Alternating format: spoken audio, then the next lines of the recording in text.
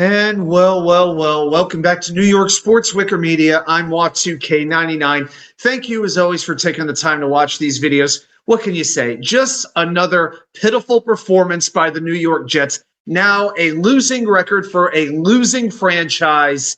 Except this time, you know what? Now it's underachievement. Now it's falling way short of expectations. At least in previous seasons, we pretty much knew this team was going to suck going into the year.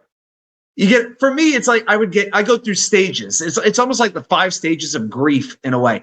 I'd have stages of, anger at first, then it would go over to laughing and then just pure resignation, at this point. But this year, just ridiculous. Now, at this point, I did not think they were going to go into London and beat the undefeated Minnesota Vikings. I thought the Vikings were a terrible match for the Jets. And I've broken this down before on previous videos. But right away, when I find out that Malachi Corley is not even active for the game, I'm already pissed off right there because this coaching staff actually thinks Xavier Gipson is a better player than Malachi Corley. Spare me. And then you go to the pregame, and of course you get that stupid skull chant and that ridiculous horn, that foghorn. I guess London's used to foghorn, so now they got one from Minnesota as well. So you got to deal with that as well. Isaiah Davis this time gets the chance to kick return. He was absolutely useless for that. And I'm going to go through my 3 key plays here. They're going to be very early in the game, and I'm just going to take you right through them here. So on the very first drive of the game, when the Jets have the ball, when they went 3 and out, the second down play is what bothered me because 30 seconds into the game, I will give the offense some credit because they came up with this idea that they had to force feed Garrett Wilson. They had to establish the Aaron Rodgers to Garrett Wilson connection because right now it's just flat out not working. And so Rodgers, I think, was just way too focused on Wilson early in the game because on second down, he had Breece Hall open in the middle of the field all by himself. He had room. He was going to make the catch for 6 or 7 yards and could have had more than that because the nearest Viking defender was a good 10 yards away from him. He would have gotten some yardage. Instead, no. He throws to Garrett Wilson down the sideline about 10 yards. The ball, I don't know where he was trying to throw the ball, but it went like into the first row of the stands. Incomplete. That instead creates the 3rd and 9 where he threw to Garrett again. This time Garrett gets 8 yards short of the first down as he tries to dive for it. And the Jets punt, and I thought this was really ridiculous. I saw some people online say, Sal is gutless, he's got no heart, he's too conservative. Come on, I know Robert Saleh is a bad head coach, okay? I know this. I expect him to be fired at the end of the year, but be smart with your criticisms. Are you really going to risk giving the ball to the Vikings like on the Jet 35-yard line to start the game? That's called being reckless. This is not Madden. I know you want to criticize the coach, and I get it. I've got my criticisms of him too, but be smart with your criticisms, please. Or as another content creator says, gripe intelligently. Let's go to the second play. Well, let's just go next drive. Why even skip ahead? Because this game was over immediately in my mind. Minnesota's got the ball, 2nd and 10 from their own 11-yard line. Very good punt by Thomas Morstead. They hand the ball off, Sam Darnold does, to Aaron Jones, and Solomonthomas gets right into the backfield, and it looks like he's got Jones, he's about to take him down for a big loss. Instead, Jones does a spin move to his left, gets away from Thomas, and gets 9 yards, creating a 3rd and 2 when it should have been about a 3rd and 13.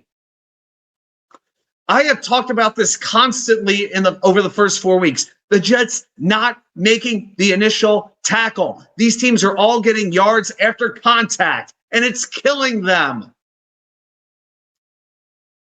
And then what happens right after that? On 5 wide, an open tight end who nobody's ever heard of, and nobody's better than the Jets at giving up big plays to a no-name tight end.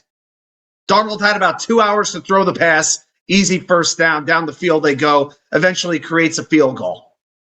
And hey, great job by Will McDonald to get that sack, that loss of 12, which forced that long field goal anyway, except it never should have had to come to that. And twice on that drive, by the way, Tony Adams is covering Justin Jefferson. Why, you ask? Because screw us as Jets fans, that's why. And then back to offense. The run blocking is still a disgrace. I do give them credit for trying to force feed Garrett again, except on the next drive. He drops that 3rd down pass. where he didn't know where the ball was going. People talk about Aaron and Garrett are not on the same page. They're not even in the same book, let alone on the same page. I don't even know if they're in the same freaking library right now. To get to the same book, that would be a goal. Oh, my God. I am shocked. The one thing about this season that is shocking to me is how these two guys have absolutely no idea what they're doing together. None. And then, of course, you get the news that Michael Carter II is hurt with a hamstring injury, so he's got to come out of the game. You know, now that he gets paid, all of a sudden he can't play football no more, right? Figures. You know, last year, the secondary barely missed any time at all, except the one game in Philadelphia when Sauce and DJ were out. Other than that, they were always there to play. Now the injury luck for the defense, it's gone.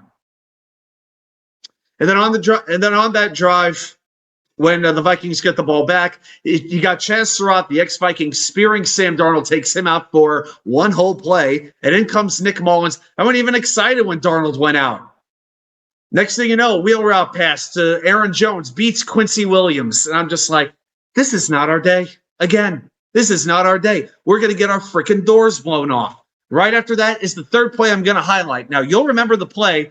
This is the halfback toss that the Vikings can't do right. As Sam Darnold tosses the ball to Ty Chandler, it bounces right off his shoulder, down to the ground, and on one bounce, Quincy Williams, right place, right time, picks up the ball, and he starts running with it. He has basically one player to beat, and it's Sam Darnold, the quarterback, who nobody is exactly confusing for, you name the guy, for Hollywood Brown, for whatever, you know, for Rocket Ismail, nobody like that.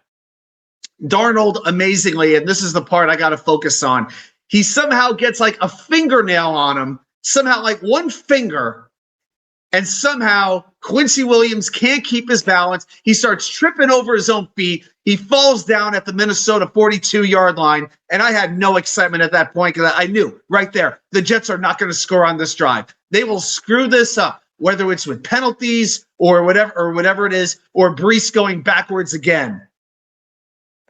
And what happens on the drive? 4-yard run to Brees, whoop-de-doo. A drop pass by Allen Lazard. He's good for several of those. 4 drops by Lazard today. There's the 2023 Allen Lazard we came to know and hate. Next play, Andrew Van Ginkel, who was a nightmare to deal with in Miami for all these years. Now he's over with Minnesota. That play was like Ed Reed figuring out Zach Wilson. He knew he was going to go to Wilson again, and Van Ginkel picks it off, takes it to the house, 10-0. Why the hell say anything else?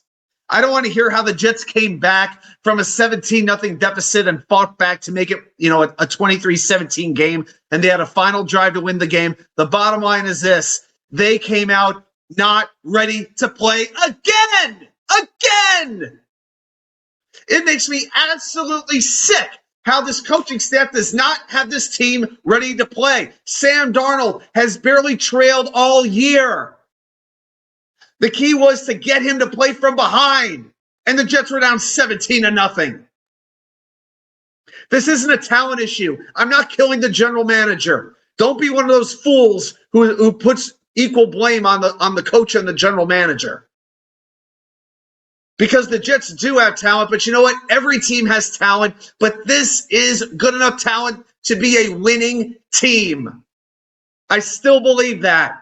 This coaching staff sucks.